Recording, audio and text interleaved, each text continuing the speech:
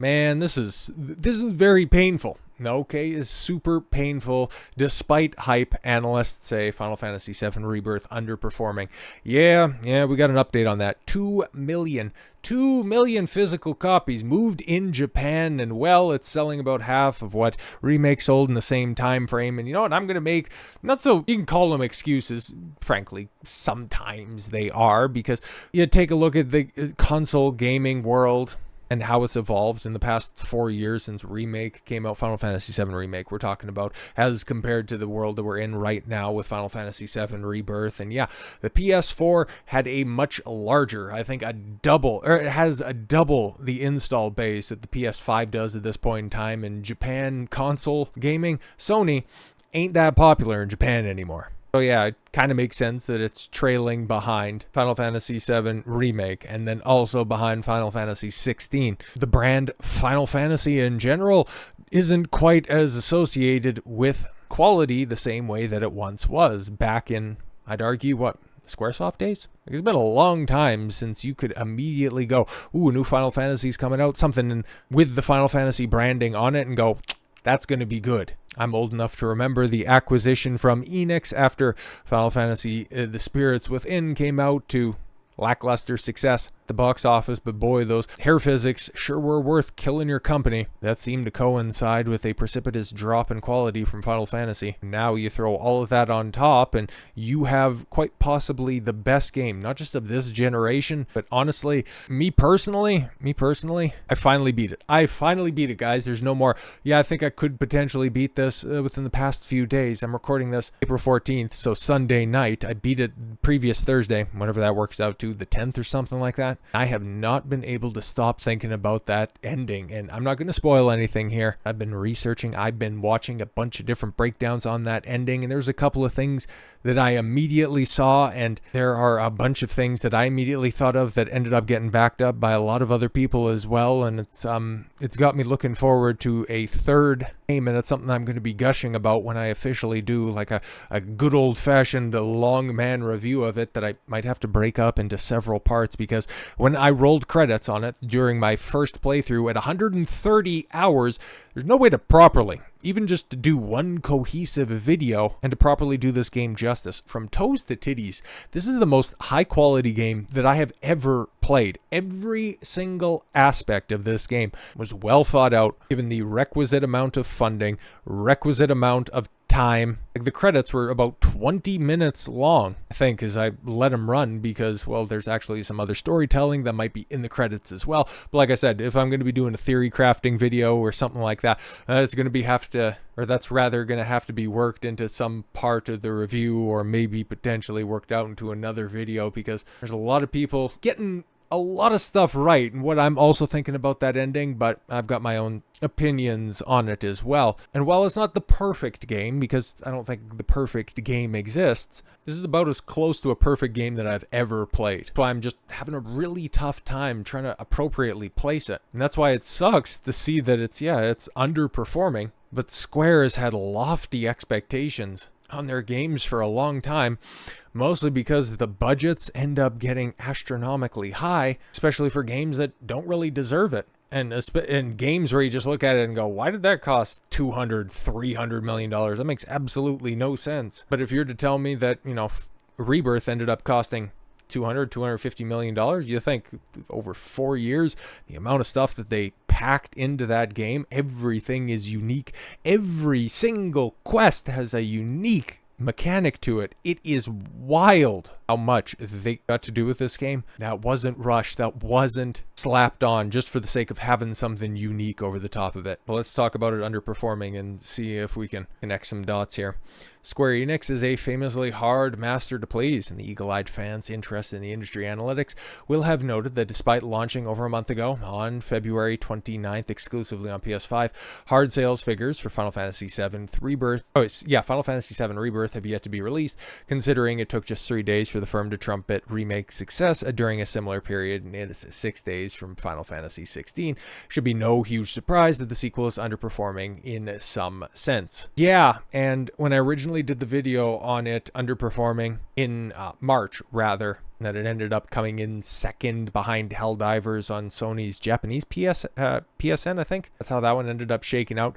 You also got to take into in comparison that Helldivers, I forget when that one initially came out. Was that towards the end of June or January or something like that? But you might be able to tell, okay, if you're looking at the totality for sales data in February, even though Final Fantasy VII Rebirth was second on that list, how many days do you suppose that Rebirth was allowed to sell in order to be included on that list? 1 day. 1 day, exactly, the 29th when it was released. Sure, that includes pre-orders. Nobody was allowed to pierce the veil of word of mouth, the initial disgust by a bunch of smooth brains that are out there that didn't like Remake because, it's just the hallway simulator. It was just walk and talk. A Rebirth is gonna be more the same because gaming in 2024 is just all woke. As I said, over the past weekend, I have not been able to get this game out of my mind, and now that I'm going to be going through a hard mode playthrough in order to get, the entire experience of this game, I'm going to be thinking about this game quite a bit more moving forward. And as such, I've been consuming a lot of content and a lot of breakdowns surrounding this, and I came across the worst review that I've ever seen, not just of this game, but of games in general, and I'm tempted, I'm real tempted to do a stream on this to break this down just to show you how the archetype of the boy who cried woke never, ever, ever get that type of brain rot, because if you unironically start your review by saying that this game is so predictable that you could see every twist and turn coming, I just want to ask you what it's like to live with a 60 IQ, just to be so stupid that you think that you're brilliant. Square Enix radio silent, we've been forced to rely upon industry analytics with access to expensive and esoteric analytics. According to Ampere, Rebirth has sold some 2 million copies over its first month on the market, a significant backstep from Remake, which sold 3.5 in just 3 days. For further comparison, mainline entry 16 managed to hit 3 million in just 6 days, and even that was soft by Square Enix. And like Remake, Square Enix was extremely quick to boast of that feat, making its silence even more notable. According to Daniel Ahmed, thanks Eurogamer, Director of Research and Insight at Nico Partners, it seems that Final Fantasy fans have suddenly become sequel shy. Not to be that guy, but Rebirth is underperforming sales-wise. Ahmed responded to a ridiculous Twitter thread that falsely claimed that the game was only selling due to sex appeal of some of its characters. Oh my god. That's just like saying the game's not selling because it's woke, because there's a black lady running the Chocobo Ranch in Cosmo Canyon, that there's a black mayor of Calm with the name Fritz. Yeah, it's kind of ridiculous to get a quest from a mayor and he has the name Fritz. It's like, yeah, my name's Fritz, motherfucker. And it's like, yep, sure it is. But outside of a couple of clips that circulated on social media of the Costa del Sol beach segment of the game, sex appeal, or even shying away from sex appeal, isn't really a part of the story, but nobody's willing to try the game, mostly because everybody already has their mind made up of the AAA gaming industry. But yes, anyways, so this guy's clapping back at this and pressed, while the sales data was received via Equities Research Reports, who are getting the data from the usual trackers. Now it's worth noting that Remake was released on PS4, a larger install base during the COOF pandemic. Yeah, exactly.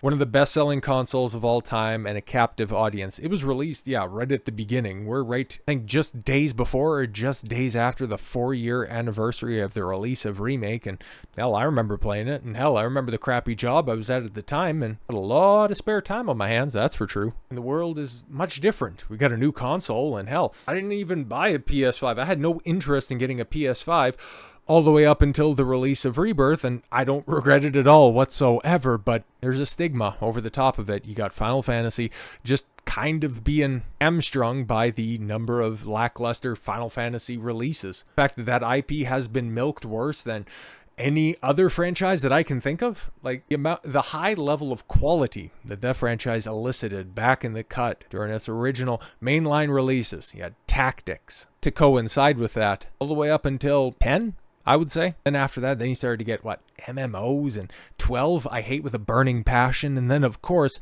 Final Fantasy 13 and all of its derivations, which are brain cancer of the highest accord. 14 with its absolutely atrocious initial release that ended up, turning into Square Enix's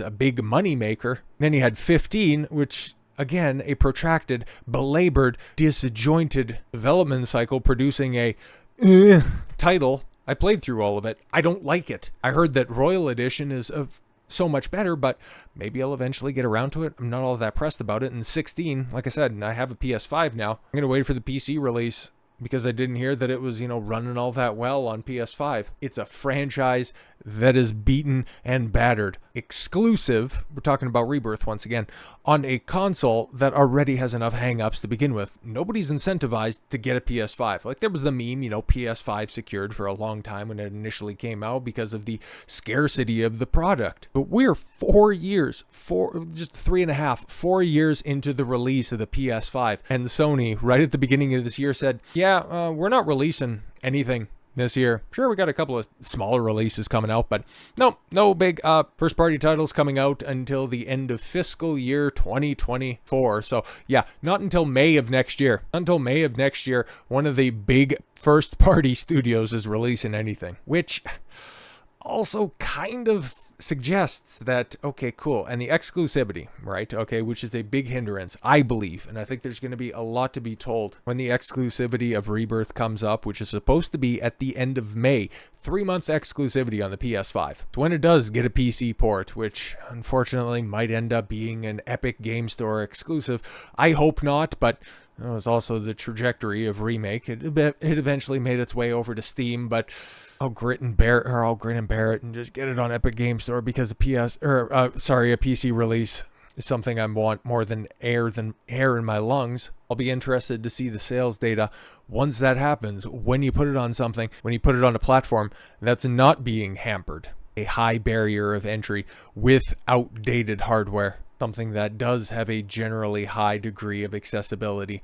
Because, okay, cool, you take a look, you want to compare and contrast to what Remake was doing when it was given away as a part of the PS Plus subscription-like service. It's kind of like what Game Pass is over there for Microsoft. PlayStation, Sony has an equivalent over there. Remake was put on there, and the moment that it shot directly to the top of most downloaded games. There is an interest out there. That's why I want to see people singing this game's praises, because it is that good. Because even though it's not selling all that well for the number of reasons that a lot of people have pointed to, it sounds like a lot of cope. It kind of is a lot of cope, if we're being completely honest. But it's an accurate assessment of what's going on in today's day and age in the AAA gaming space. You can have something that is completely and totally a complete masterwork like this game. Every aspect is high quality, the likes of which I have not experienced in a game in probably ever.